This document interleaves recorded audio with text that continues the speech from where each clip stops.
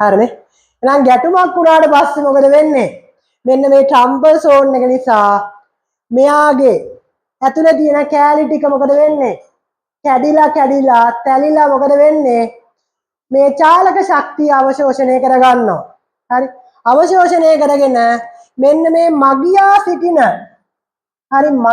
සිටින ප්‍රදේශය බේර ගන්න try කරනවා. තේරුණාද?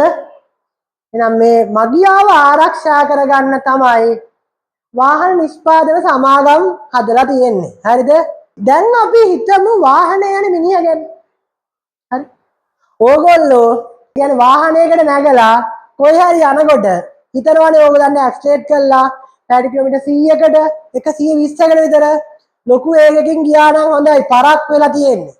අන්න ඒ වගේ හිතන වෙලාවට මම මේ කියන දේ පොඩ්ඩක් බලන්න. මොකද විභාගෙට සෙකන්ඩ් ෂයි එකක් තියෙන්න පුළුවන්. හරි. අනතුරකට සෙකන්ඩ් ෂයි එකක් නැහැ. නිවැරදි කරගන්න ආයි දෙවෙනි වතාවක් නැහැ. හරිද? ලර්නර්ස් එකෙන් ලයිසන් දෙනකොටත් ඕක කියනවා. හරි. පුතේ මේකට මේ විභාගෙට දෙවෙනි වතාවක් තියෙන්න පුළුවන්. නමුත් පාරේදී ඔයගොල්ලන්ට සෙකන්ඩ් ෂයි එකක් නැහැ. පැය කිලෝමීටර් 100ක විතර වේගයෙන් යන්න කලින් මම මේ කියන එක පොඩ්ඩක් අහන්න. හරි. එතකොට සීට් බෙල්ට් එක ඕගොල්ලෝ දාගෙන ඉන්නේ. සීට් බෙල්ට් එකෙන් මෙන්න මේ ආරක්ෂාව වෙනවද? ඕගොල්ලෝ අහන්න බලන්න මගෙන්. ඇයි එහෙනම් වාහනේට එයා බෑග් දාන්න? සීට් බෙල්ට් දාන්න. ඇයි මේ වගේ ටම්බල් සෝන් එකක් තියෙනවා. එයා බෑග් දානවා. සීට් බෙල්ට් දානවා. එහෙනම් ඒවෙන් ආරක්ෂාවක් නැද්ද? තියෙනවා. සීට් බෙල්ට් එකකින් ආරක්ෂාවක් තියෙනවා 136ක විතර. එයා බෑග් එකකුත් එකතු කරොත් එහෙම ඕකට 160ක් විතර වගේ. ඒත් 100ට ආරක්ෂාවක් නැහැ. ඒකනේ මැරෙන්නේ. අපිලා මැරෙනවා නේද? එහෙනම් කොහොමද මේක පිටිපස්සේ තියෙන භෞතික විද්‍යාව? දැන් හිතන්නකෝ. රේඛීය චලිතයක් කියන්නේ වස්තුවක සෑම අංශුවකටම එකම ප්‍රවේගයක් තියෙනවා නම් ඒකට කියනවා මොකද්ද? රේඛීය චලිතයක් කියලා. ඊළඟ නිව්ටන්ගේ පළවෙනි නියමයක් මතක් කරගන්න. එහෙනම් වස්තුවක චලිත ස්වභාවය වෙනස් කිරීමට අවශ්‍ය සාධකය තමයි අසමතුලිත බාහිර බලය කියන්නේ. පැහැදිලිද? එතකොට අපි වාහනේ යනකොට මං කිව්වේ ඕන ස්පීඩ් එකකින් අපිට වාහනේ යන්න පුළුවන්. හරි. හැබැයි නවතිනකොට තමයි ප්‍රශ්නයක් තියෙන්නේ. වාහනේ ගොඩක් ප්‍රවේගයෙන් යනකොට මොකද වෙන්නේ? මෙයා මත ලොකු චාලක ශක්තියක් ඇති වෙනවා. හරිද? ලොකු චාලක ශක්තියක් ඇති වෙනවා.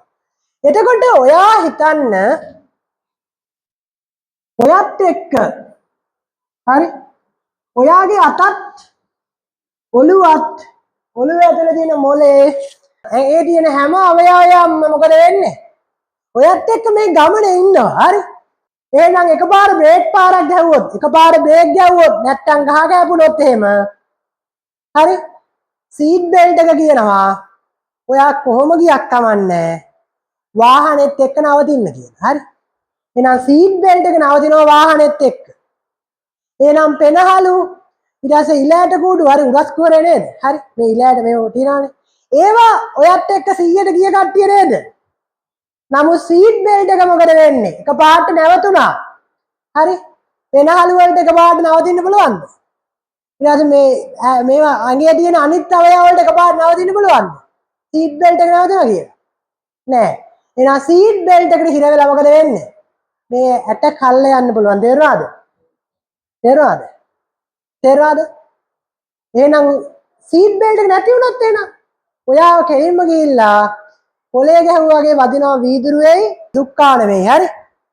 එහෙනම් ඔයාව සුක්කානමේ වැදිලා වීදුරුවේ වැදිලා ඇස් එළියට පැනලා හරි භයානක මරණයක් අත් කරලා දෙනවට වඩා හොඳයි පෙට්ටියවත් යන්න පුළුවන් විදියට සීට් බෙල්ට් එකට හිර කරලා දුන්නට පස්සේ. හරි. අපිට තියෙන වටින මේ ඔළුවනේ. හරි.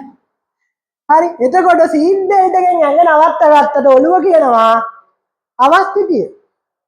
මට එකපාරට නවත්ත ගන්න බෑ. මට එකපාරට නවතින්න බෑ. ඔයා පැයට කිලෝමීටර් 100කින් ගියාට මට කරන්න දෙයක් නැහැ. ඔළුවට නවතින්න බෑ එකපාරට. ඇයි ඔළුවයි ඇඟයි කියන්නේ? බෙල්ලෙන් තමයි සම්බන්ධ වෙලා තියෙන්නේ.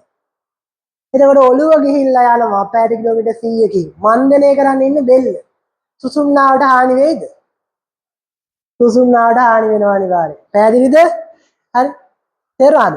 එතකොට සුසුම්නාවට ඩැමේජ් වෙන්න පුළුවන් මෙන්න මේක. එතකොට ඔළුව මෙහෙම යද්දී ඔළුව නවත්ත ගන්න ඉන්නේ බෙල්ල. හරි. මම මේ මෙහෙම කියන්නේ ඕගොල්ලෝ භෞතික විද්‍යාව කියන ළමෙක්ට හිතන විදිහට මම කියන්නේ. හරි. අවත්තිය නිසා මොකද වෙන්නේ? ඔළුව යනවා ඉස්සරහට. ඒත් මොකද වාහන නිෂ්පාදකයා ඔක දන්නවනේ. එයා ඔයාව බේරන්න තව ක්‍රමයක් අත්. තව ක්‍රමයක් දෙනවා. එතකොට හුලම් පුරවපු බැලුමක් ටක් ගාලා එවනවා ඔළුව නවත්ත ගන්න. එයා දන්නවා හුලම් පුරවපු බැලුමක වැදුනොත් එහෙම මොකද වෙන්නේ?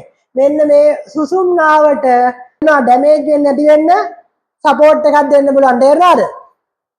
එතකොට එයා බෑග් එකේ වැදිලා මොකද වෙන්නේ? ඔළුව නවතිනවා. එතන මූල රතු පාඩමේදී වදිනවා ඉතින් හොඳ පාරක් වදිනවා. හරි. ලොකු ප්‍රවේගයෙන් වදින්න. හරි. එතකොට මොකද වෙන්නේ? ලොකු පාරක් වැදිලා හිතන්න දැන් සීට් බෙල්ට් එකක් තිබ්බා. එයා බෑග් එකක් තිබ්බා. 160යි ආරක්ෂාවෙන්. එයා ඉතුරු 140. මෙන්න මේ නවතින මොහොත තියෙනවානේ. මේ ආවේගී බලයක නවතින මොහොතකට මේ ඔළුව තියෙනවානේ. ඔළුව දැන් එයා බෑග් එකේ හැපිලා නවතිනවා. ඔළුව ඇතුලේ මොලේ තියනවා නේද? මොලේ තියෙන්නේ මොකද්ද? මස්තිෂ්ක සුසුම්නා ගල්ලේ ඇතුලේ නේද? එතකොට මොලේට විස්ථාපනය වෙන්න ඕනේ නේද? එහෙනම් මොලෙත් මොකද වෙන්නේ? චුට්ටක් හේට මෙහෙට වෙනව නේද? නේද? මොලෙත් හේට මෙච්චාලණය වෙනවා. එතකොට මොකද වෙන්නේ? අර සියුම් රුධිර නාලිකාරෝ මේවා මොකද වෙන්නේ? හරි. ඒවා ඩැමේජ් වෙනවා. අභ්‍යන්තර රුධිර වාහන ඇති වෙන්න පුළුවන්. පැහැදිලිද? අභ්‍යන්තර රුධිර වාහන ඇති වෙන්න පුළුවන්. එතකොට ලස්සනට ඉන්නවා. මොකුත් කිසිම කරදරයක් නැහැ. හැබැයි මිනිහ මැරිලා. හරි? අභ්‍යන්තර රුධිර වාහන. හරි? පැහැදිලිද? හරි? මේවා නේද? හරි? එහෙනම් කොච්චර භයානක දෙයක්ද මේ වෙන්නේ? හරි? එතකොට ඔය ටම්බල් සෝන් එකෙන් කරන්නේ ආවේගී බලය අඩු කරන එක. අන්නේ ආවේගී බලය අඩු වෙන්නේ නැත්තම් මොකද වෙන්නේ? කොච්චර වාහනේ හයියට තිබ්බත් වැඩක් නැහැ. ඇතුලේ ඉන්න ආවේගී බලය අඩු කරගන්න බැරි නම් මිනිහාවත් බේර ගන්න බෑ. තේරුණා නේද? එහෙනම් යුද ටැංකි වගේ වාහන හදන්නේ නැත්තේ අන්න ඒකයි. පැහැදිලි නේද? හරිද? එතකොට ඕගොල්ලන්ගේ යාළුවෙක් හරි පැයට කිලෝමීටර් 150කට ගියා 100ට ගියා හරි. එතකොට ඔයා මෙන්න මේවා දන්න විදිහට ඒ ළමයාට කියා දෙන්න හරි. මේ බය කරනව නෙමෙයි. මේ ඇත්ත සිද්ධිය හරි. ඒකට වාහන නිෂ්පාදකයෝ පුළුවන් උපරිම ආරක්ෂා දීලා හැදුවත් වැඩක් නැහැ. ගොඩක් වෙලාවට අපේ නොසලකිලිමත් භාවය හරි ලොකු වේගයකින් වාහනේ හසුර ගන්න බෑ. හරි. එතකොට අන්න ඒ වගේ වැරදි නිසා මොකද වෙන්නේ? ගොඩාක් ජීවිත අහිමි වෙනවා. ඕනේ ස්පීඩ් එකකින් යන්න. හැබැයි සේෆ්ටි නම් විතරක්. මේ පාර සේෆ් නම් විතරක්. හරි. පාර සේෆ් නම් විතරක් නැත්තම් එහෙන් මෙන් රිංගලා ගිහිල්ලා වැදුනට පස්සේ මොකද වෙන්නේ? හරි. ඔන්න ඔය දේ තමයි එන්නේ. හරි. වාහන නිෂ්පාදක එළියෙන් නැවෙන්න ලස්සනට අතර දෙනවා. හරි. එම්බාම් කරන්නත් පුළුවන් කියලා.